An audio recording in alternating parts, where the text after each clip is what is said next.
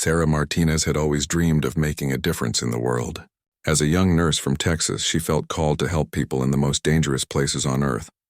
When the opportunity came to join a medical mission in Afghanistan, she didn't hesitate. Her family begged her not to go, but Sarah's heart was set on serving those who needed medical care the most. The flight to Kabul was long and bumpy. Sarah pressed her face against the small airplane window, watching the rugged mountains of Afghanistan come into view.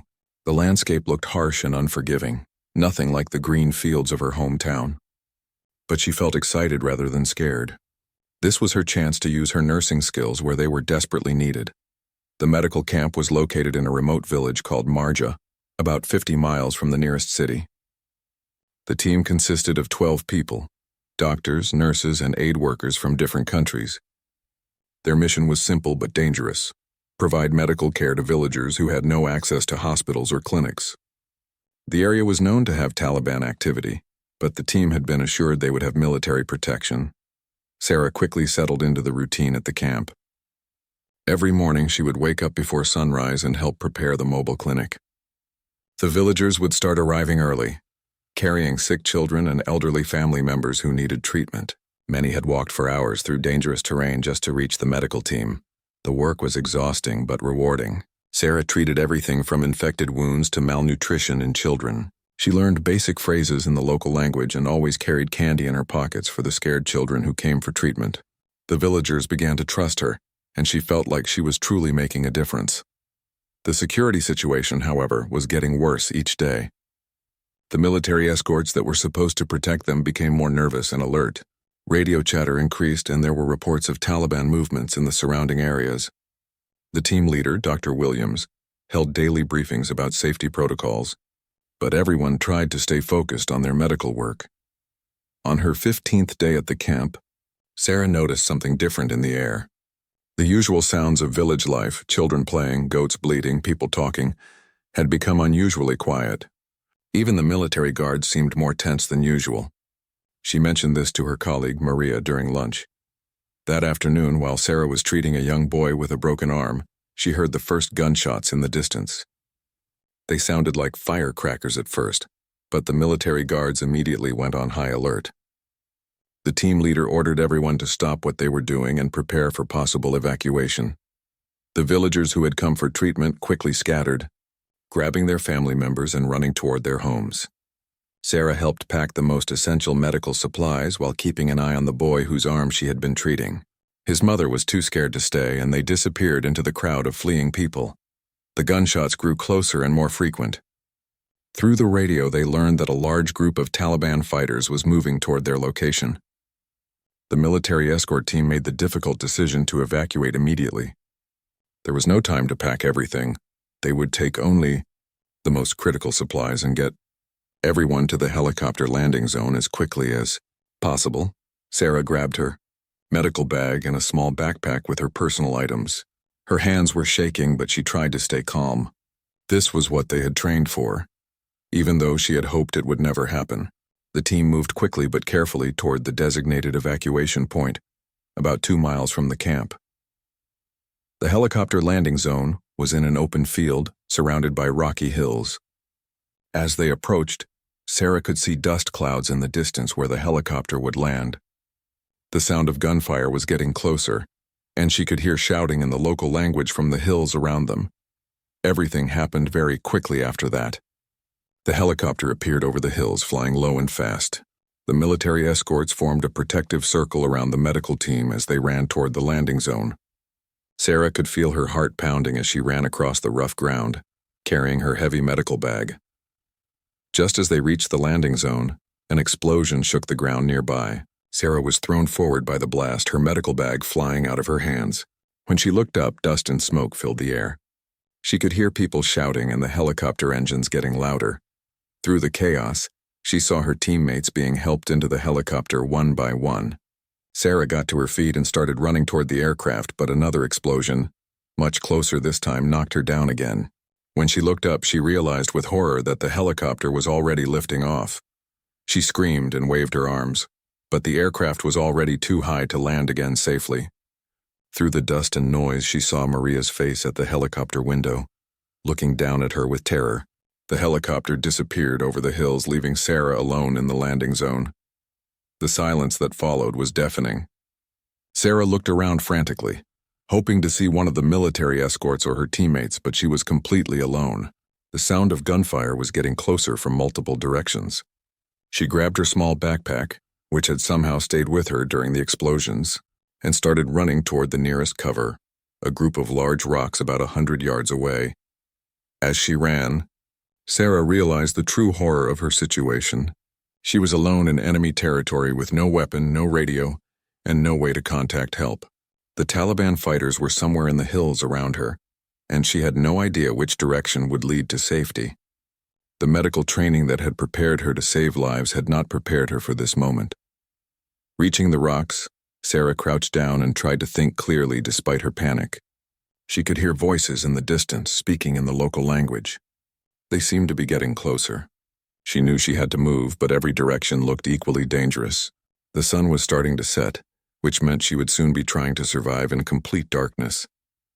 Sarah checked her backpack and found a small water bottle, some energy bars, a basic first aid kit, and her satellite phone.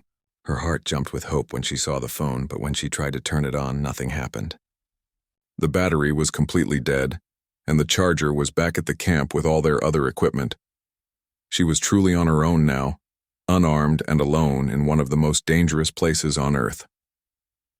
The voices were getting closer now, and Sarah could hear footsteps crunching on the rocky ground. She pressed herself against the largest boulder, trying to make herself invisible. Her nursing uniform was bright blue, exactly the wrong color for hiding in this brown and gray landscape. She wished she had thought to bring camouflage clothing, but medical missions weren't supposed to need military gear. Through a gap in the rocks, Sarah could see 3 men with rifles moving slowly across the landing zone where the helicopter had been. They were searching for something or someone. She held her breath and tried not to move, even though every muscle in her body wanted to run. The men spoke to each other in urgent tones, pointing in different directions. After what felt like hours but was probably only minutes, the men moved away toward the hills. Sarah waited until she couldn't hear their voices anymore before daring to move. The sun was setting quickly now, and soon it would be completely dark. She knew she had to find better shelter and water, but she also knew that moving at night would be extremely dangerous. Sarah tried to remember everything she had learned about survival during her brief training before the mission. Find water, find shelter, avoid being seen. The training had seemed like an interesting exercise at the time. Now it was the difference between life and death. She also tried to remember the maps she had studied of the local area. The nearest friendly forces were at a military base about 30 miles to the south, but the route would take her through several villages that might be controlled by Taliban fighters. As darkness fell, Sarah made a difficult decision. She would stay hidden in the rocks overnight and start moving at dawn. Moving in complete darkness would be too dangerous. She might walk off a cliff or straight into an enemy patrol. She found a small gap between 2 large boulders that would hide her from view and protect her from the cold mountain air. The temperature dropped quickly after sunset. Sarah had not realized how cold it would get. Her nursing uniform was designed for working in medical tents, not for surviving outside in the mountains. She wrapped her arms around herself and tried to stay warm, but soon she was shivering uncontrollably. Sleep was impossible. Every sound made her jump. The wind through the rocks, small animals moving around, distant voices that might or might not be real. Several times during the night, she heard vehicles driving on roads somewhere in the distance. She wondered if they were looking for her or just going about normal business. When the first light of dawn appeared, Sarah was exhausted, but alive.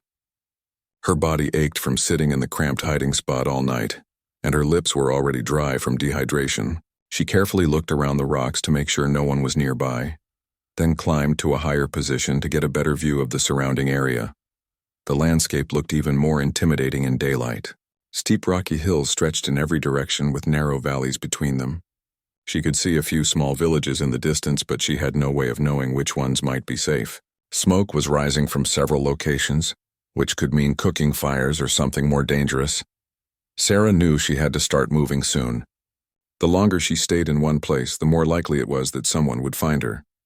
She chose a route that would take her south toward where she thought the military base might be. avoiding the visible villages and staying in the rocky areas where she would be harder to spot. The walking was much harder than she had expected. The ground was uneven and covered with loose rocks that made every step dangerous. Within an hour, she had twisted her ankle and scraped her hands from falling. Her water bottle was already half empty, and she had no idea when she would find more water. Around mid-morning, Sarah heard the sound of a helicopter in the distance. Her heart jumped with hope. Maybe it was a rescue mission looking for her. She climbed to the top of a small hill and saw a military helicopter flying a search pattern over the valley where the medical camp had been. She waved her arms and shouted, even though she knew they couldn't hear her from that distance. The helicopter was too far away to see her, and after a few minutes, it flew away toward the east. Sarah felt crushing disappointment. That might have been her only chance for rescue, and she had missed it. She sat down on the hillside and allowed herself to cry for a few minutes before forcing herself to keep moving. As the day got hotter, Sarah's situation became more desperate. The sun was brutal at this altitude, and she had no hat or sunscreen. Her skin was already starting to burn, and the reflection of sunlight off the rocks made it hard to see clearly. She rationed her water carefully, taking only small sips, but she knew it wouldn't last much longer. In the early afternoon, Sarah heard voices again. This time they were much closer, close enough that she could hear individual words even though she didn't understand the language. She quickly hid behind a large rock and watched as a group of 5 men with weapons walked along a path only about 50 yards from her hiding spot. The men moved slowly and carefully, obviously searching for something. One of them had a radio and was talking to someone in short, urgent sentences. Sarah realized with growing terror that they were looking for her. The helicopter evacuation had been seen, and now they knew someone had been left behind. After the men passed, Sarah waited for a long time before moving again. She was starting to feel weak from dehydration and the stress of constantly hiding. Her ankle was swelling from the earlier twist, making walking even more difficult. She began to wonder if she would survive long enough to be rescued. Late in the afternoon, Sarah came across a small stream running down from the hills. The water looked clear and clean, and she was so thirsty that she decided to risk drinking it without purification tablets. She filled her water bottle and drank as much as she could, knowing that contaminated water was still better than no water at all. Near the stream, she found a small cave, really just a deep crack in the rock face but big enough for her to hide in. She decided to rest there for a few hours before continuing. Inside the cave, she was protected from the sun and almost invisible from outside. For the first time since the evacuation, she felt relatively safe. Sarah used the time to examine her injuries and plan her next moves.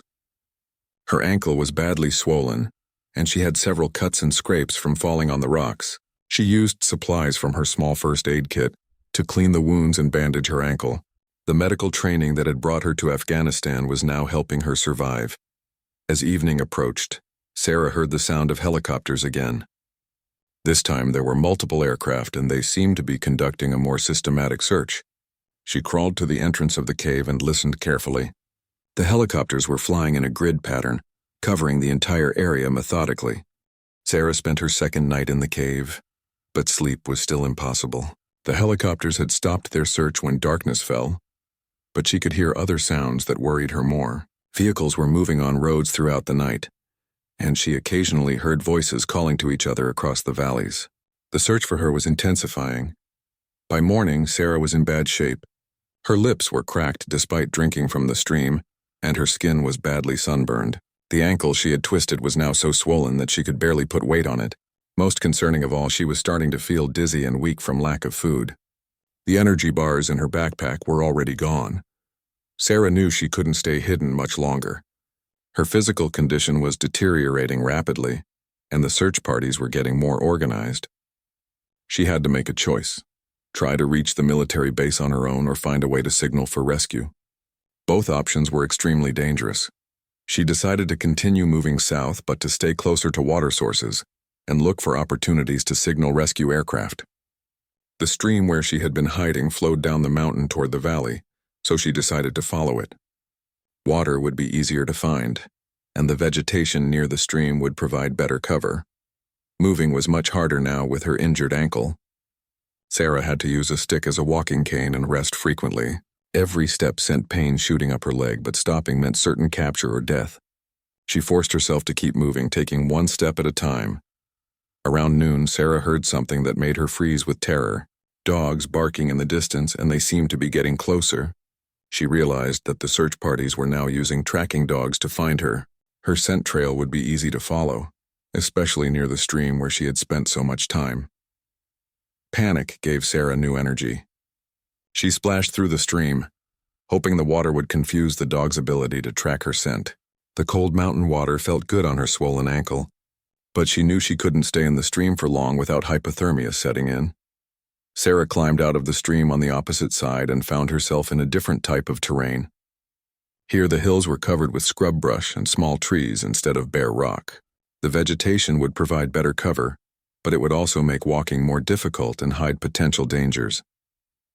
The sound of barking dogs was getting closer, along with human voices. Sarah pushed deeper into the brush, ignoring the thorns that tore at her clothes and skin. She had to put distance between herself and the search party, even if it meant getting lost in unfamiliar terrain. After an hour of desperate climbing through thick brush, Sarah could no longer hear the dogs. She collapsed behind a large fallen tree and tried to catch her breath. Her hands and arms were covered with cuts from the thorns, and her ankle felt like it might be broken rather than just sprained. Sarah tried to get her bearings by looking at the sun and the surrounding landscape. She thought she was still heading generally south, but the thick vegetation made it hard to see landmarks. She was now completely lost in enemy territory, injured and running out of time. Late in the afternoon, Sarah heard helicopter rotors again. This time, the sound was different, deeper and more powerful than the aircraft she had heard before. She struggled to climb a tall tree despite her injuries, desperate to see what type of helicopter it was. Through the branches, Sarah saw a large military helicopter flying low over the valley. It was painted in camouflage colors and looked much more heavily armed than the search helicopters she had seen earlier. Most importantly, she could see American markings on the side. This was a rescue mission, not an enemy patrol. Sarah started screaming and waving her arms, even though she knew the helicopter crew couldn't see her through the dense vegetation. The aircraft flew directly overhead and continued toward the mountains without stopping. Once again, rescue had passed her by, but this time was different. The helicopter made a wide circle and came back, flying much slower and lower. Sarah realized they were conducting a systematic search, and they were searching in the right area. Someone knew approximately where she was. Sarah broke off branches and tried to create a small clearing where she could be seen from above. It was exhausting work with her injuries, but she knew this might be her only chance. She used her bright blue nursing uniform as a signal flag, waving it above her head whenever she heard helicopters.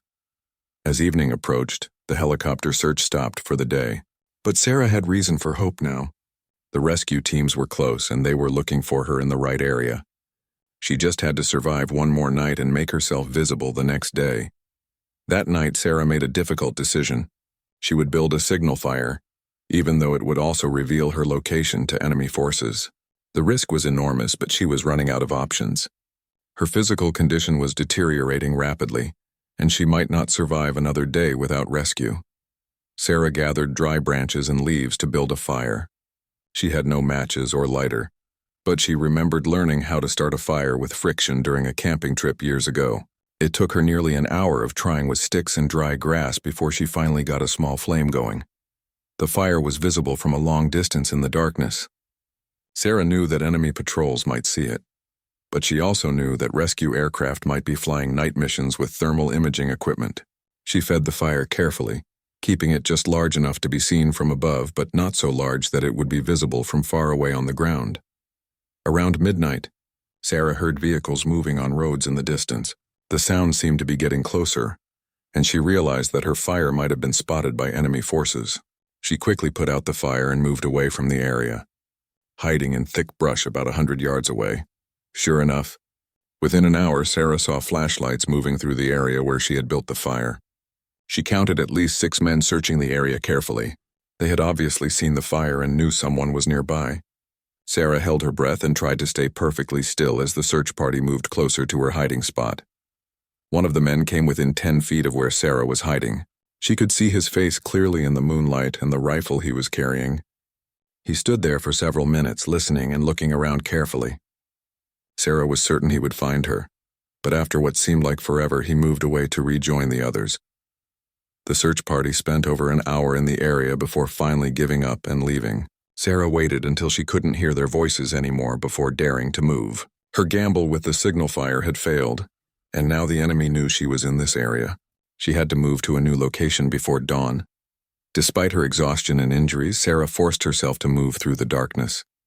She couldn't see clearly and fell several times, making her injuries worse. But staying in the same area would mean certain capture when the search resumed at dawn. As the first light appeared in the sky, Sarah found herself in a new area of rocky hills with very little vegetation. She was completely exposed here, but she was also too weak to go any further. She found a small depression between two rocks and collapsed there, hoping it would provide enough cover to hide her from searchers. Sarah's third day in enemy territory began with the worst pain she had ever experienced. Her ankle was now so swollen that her boot wouldn't fit properly, and every movement sent waves of agony through her leg. More frightening was the fever that had started during the night. Her forehead felt burning hot, but she was shivering uncontrollably. The infection from her many cuts and scrapes was spreading through her body. Without proper medical treatment, Sarah knew she was facing a life-threatening situation. The irony wasn't lost on her. She was a nurse who had come to Afghanistan to help others, and now she was dying from treatable infections because she couldn't reach medical care. Water was becoming critical again. Sarah had finished the water she collected from the stream the day before, and there was no obvious water source in this rocky area. Her lips were so cracked they were bleeding, and her tongue felt thick and swollen in her mouth. Dehydration was adding to her growing list of medical problems. Around mid-morning, Sarah heard the familiar sound of helicopters returning. Through her fever-induced haze, she forced herself to pay attention.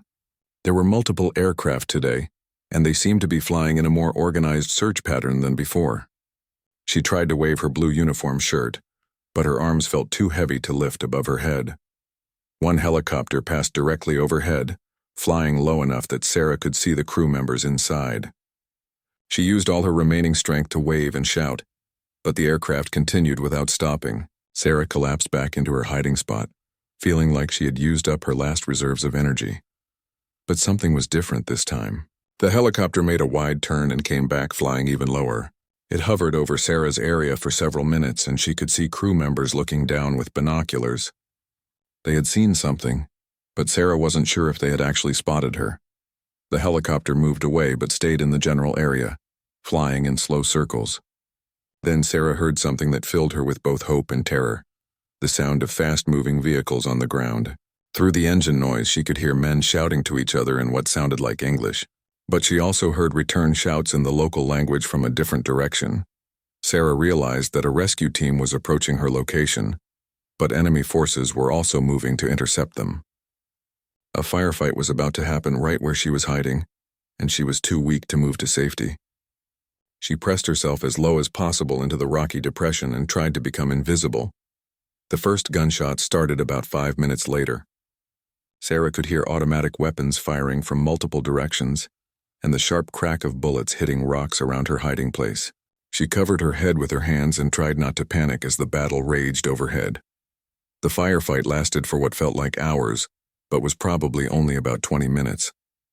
Sarah heard helicopter engines overhead and the distinctive sound of heavy machine guns firing from aircraft. There were explosions that shook the ground, and she could smell smoke and gunpowder in the air. Gradually, the shooting died down, and then stopped completely. Sarah waited in her hiding place, afraid to move or make any sound. She didn't know who had won the firefight, and showing herself to the wrong people would mean certain death. But she was also growing weaker by the minute from fever and dehydration. After about an hour of silence, Sarah heard a new sound. Helicopters approaching from a different direction. These aircraft sounded different from the ones involved in the firefight.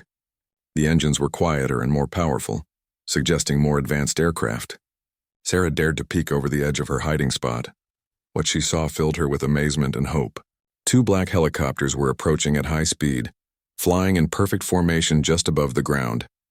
These were not the same aircraft that had been searching for her earlier. They looked sleek and dangerous, like something from a military movie. The helicopters landed about 200 yards from Sarah's position, and she watched as soldiers poured out of the aircraft. Even from a distance, she could tell these were elite troops. They moved with precision and purpose, immediately setting up a defensive perimeter around the landing zone. Sarah tried to call out to them, but her voice was too weak to carry over the sound of the helicopter engines. She attempted to stand up and wave, but her injured ankle gave out immediately and she fell back into the rocky depression. Panic started to set in as she realized the rescue team was so close but might not find her. One of the soldiers was scanning the area with binoculars, methodically checking every possible hiding place. Sarah noticed that his equipment looked different from regular military gear, more advanced and specialized. She later learned that these were Navy SEALs, the most elite rescue specialists in the American military. The soldier with binoculars stopped and focused on Sarah's area. He studied the rocks carefully for several minutes, then said something into his radio. Two other soldiers immediately started moving in Sarah's direction, moving carefully but quickly across the rough terrain. Sarah tried again to wave and call out, this time with more success. One of the approaching soldiers heard her weak voice and immediately changed direction toward her hiding spot. When he saw her lying in the depression between the rocks, he called out to his teammates in English. The relief Sarah felt when she heard American voices was overwhelming. After 3 days of terror and pain, help had finally arrived. But she was also concerned about her condition. She was barely conscious from fever and dehydration, and she wasn't sure she could even stand up.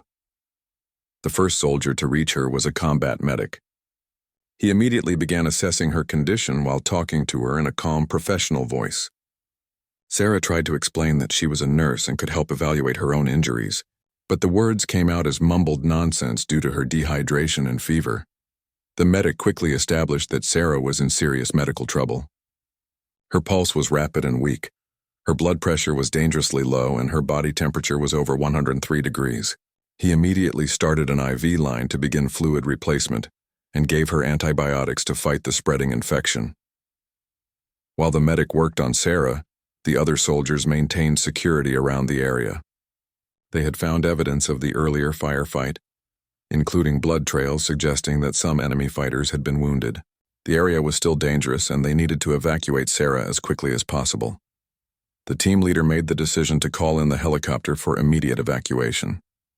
Sarah was too sick to wait for ground transportation, and the medical facilities at the nearest base were still hours away by vehicle. She needed advanced medical care immediately if she was going to survive. As the SEAL helicopter approached for pickup, Sarah felt herself slipping in and out of consciousness. The medic continued working on her, checking her vital signs and adjusting her IV fluids. She could hear radio chatter about her condition and requests for medical support to be standing by at the destination. The helicopter landing created a cloud of dust that made it hard to see and breathe. Sarah felt strong hands lifting her onto a stretcher and carrying her toward the aircraft. Through her fever-induced haze, she was aware of the professional efficiency of the rescue team and the powerful sound of the helicopter engines. As they loaded her into the helicopter, Sarah caught sight of one of the SEAL team members. He was young, probably not much older than herself, but his eyes had the look of someone who had seen combat many times. He smiled at her and said something reassuring, but she couldn't hear him over the engine noise. The helicopter ride was a blur of medical equipment, urgent voices, and the constant vibration of the powerful engines. Sarah drifted in and out of consciousness as the SEAL medic worked to stabilize her condition during the flight. Through the aircraft windows, she could see the rugged Afghan landscape passing below at incredible speed. The pilot was pushing the helicopter to its maximum speed, racing against time to get Sarah to advanced medical care. Every few minutes, the medic would check her vital signs and adjust her IV medications. Her blood pressure was still dangerously low, and her fever showed no signs of breaking despite the antibiotics. Sarah was aware enough to understand fragments of the radio conversations happening around her. The medical team at the destination base was being briefed on her condition and was preparing for emergency treatment. She heard terms like septic shock and multi-organ failure that terrified her with their implications. Through her medical training, Sarah understood that she was in critical condition. The infections from her many wounds had spread throughout her bloodstream, and her body was beginning to shut down. Without immediate aggressive treatment, she might not survive the next few hours. The helicopter began to descend, and Sarah could see a large military base spread out below them. There were numerous buildings, vehicle yards, and what looked like a small hospital complex. Most importantly, she could see medical personnel waiting on the helicopter landing pad with a gurney and emergency equipment. The moment the helicopter touched down, the doors flew open and medical staff rushed to transfer Sarah to the waiting gurney.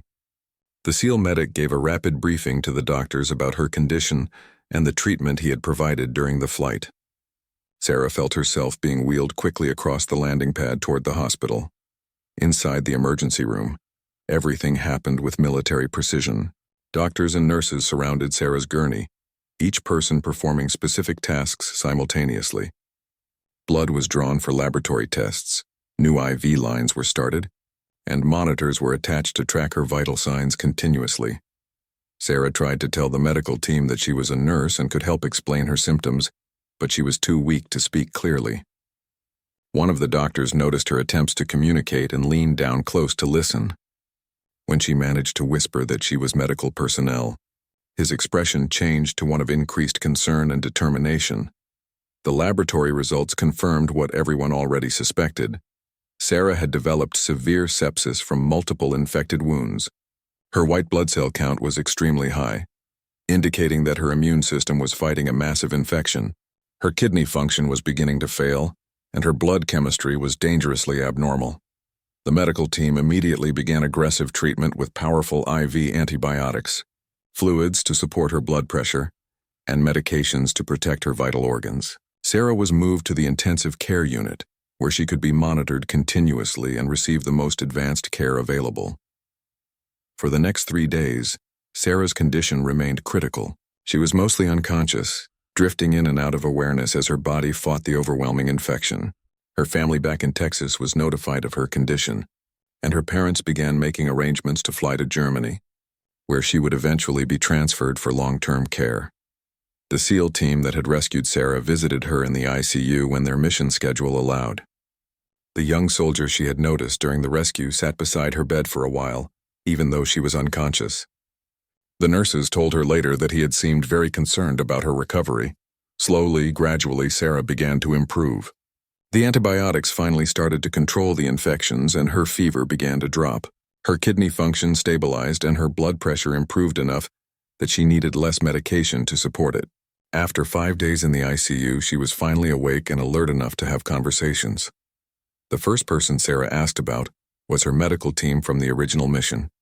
She learned that everyone else had been safely evacuated, and that several team members had been asking about her condition daily.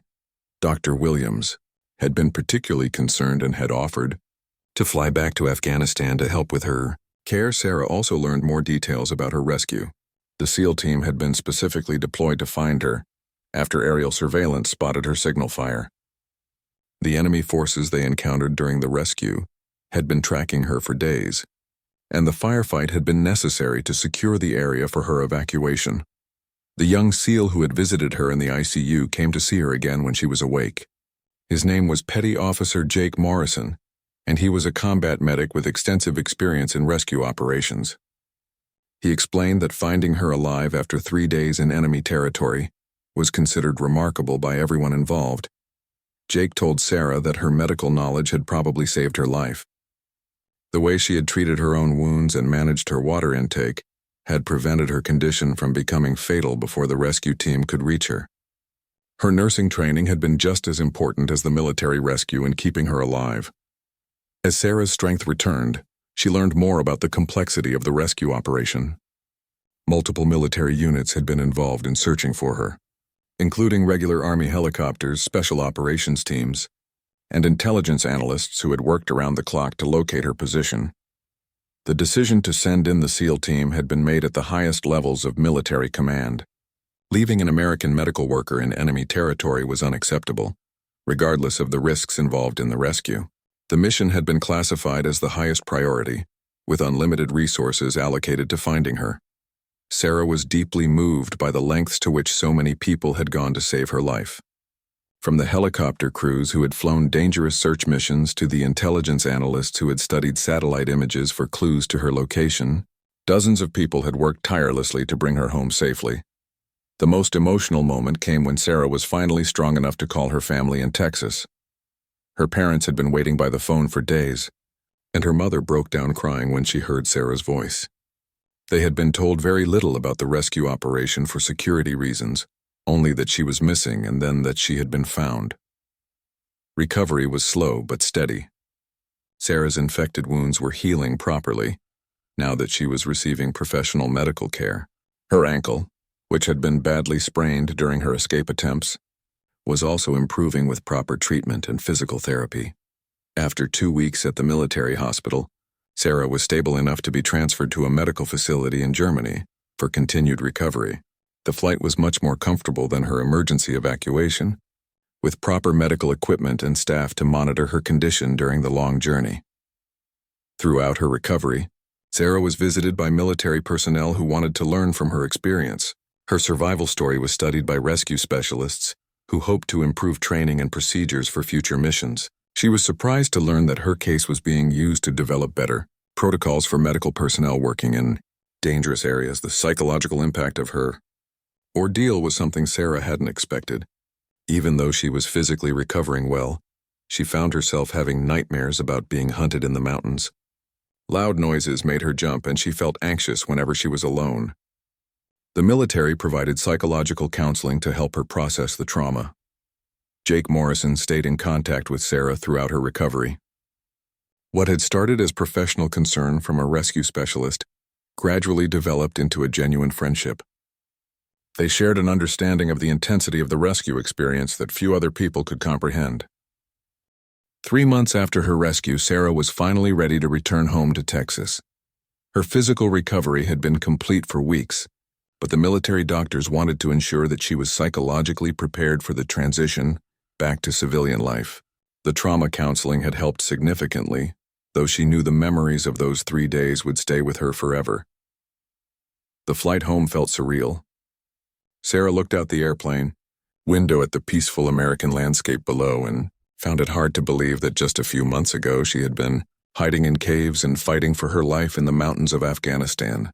The contrast between that experience and the safety of civilian air travel was almost overwhelming.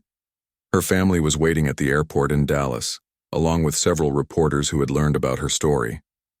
Sarah was surprised by the media attention. She had never thought of herself as a hero, just a nurse who had been in the wrong place at the wrong time. The rescue team members were the real heroes in her mind. Back home in Texas, Sarah struggled to readjust to normal life. Everything seemed too easy and too safe. Simple activities like going to the grocery store or sleeping in her own bed felt strange after the intensity of her survival experience. She found herself constantly checking exits and feeling nervous in crowds. The most difficult part was deciding what to do with her nursing career. Sarah's original passion for helping people in dangerous places hadn't disappeared, but she wasn't sure she was ready to face that level of risk again. Several hospitals had offered her positions, understanding that her experience would make her valuable in emergency and trauma care. Jake Morrison was granted leave to visit Sarah in Texas during her recovery period. Their friendship had deepened through months of phone calls and emails, and meeting again in peaceful circumstances felt natural and comfortable. Jake understood the challenges of readjusting to civilian life after intense military experiences. During his visit, Jake and Sarah spent long hours talking about their shared experience. He helped her understand that the psychological effects she was experiencing were normal, and that they would gradually fade with time. His own experiences with combat stress gave him insight into what she was going through.